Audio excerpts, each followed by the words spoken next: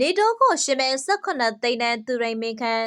နေတိုးရဲ့အသိန်းဆိုရဲဇက်ကောင်ဆဲကိုအားကြပြီးကိုအရိန်လို့နာမည်ပေးပြီး18သိန်းကုန်ကြောက်ခံဖန်တီးလိုက်တဲ့သူကတော့ပရိသတ်ချစ်တော်သူရိန်မင်းခန့်ပဲဖြစ်ပါတယ်။သူရိန်မင်းခန့်ကတော့ကိုနေတိုးရဲ့ချစ်စရာကောင်းတဲ့ပြုမှုတွေကိုမြင်လိုက်တာနဲ့သူလည်းအဲ့လိုမျိုးရိုက်မဟေးဆိုပြီးချက်ချင်းဆုံးဖြတ်ချက်ချလိုက်တာလို့သိရပါတယ်။ဒါပေမဲ့ဒီနေရာမှာစိတ်ဝင်စားစရာအကောင်းဆုံးကတော့သူ့ရဲ့ပြင်ဆင်မှုပါပဲမိန်းကလေးတယောက်နဲ့ဒူဖို့အတွက်ဆိုပြီးမိတ်ကပ်တွေလည်းဝတ်စုံဝတ်ရုံလောက်နဲ့ပဲထင်နေမယ်ဆိုရင်တော့မှားသွားပါလိမ့်မယ်သူရိမင်းခန့်ကတကယ့်ကိုမိန်းကလေးတယောက်လိုဖြစ်နေအောင်ဒီကိုယ်လုံးမှာရှိတဲ့အမွှေးမြင်တွေကိုဝါစင်လုပ်ပစ်လိုက်တယ်လို့သိရပါတယ်ကြားရတာနဲ့တင်ဒါဟာတော်တော်လေးကိုအသေးရစရာကောင်းပါတယ်အားရမကသေးပဲခေါင်းစားခြေဆုံးပြင်ဆင်စေက18သိန်းတောင်ကုန်ခဲ့တယ်လို့ဆိုပါတယ်ကိုနေတို့ကသိန်းဆိုရင်တော့သူကအရိမာတဲ့နာမည်ကတော့လိုက်ဖက်နေပါရဲ့နေတိုးရဲ့မျက်လက်တက်ကြောင့်မွေးဖွားလာတဲ့18သိန်းနဲ့အရိန်လေးကရောပရိသတ်တွေရဲ့တဲကိုဘယ်လောက်ထိချွေနိုင်မလဲဆိုတာရင်ခုန်စရာပါပဲပရိသတ်ကြီးနဲ့ရောအသိန်းကိုချစ်လားအရိန်ကိုချစ်လားဆိုတာလေးဖြေပေးကြပါဦးနော်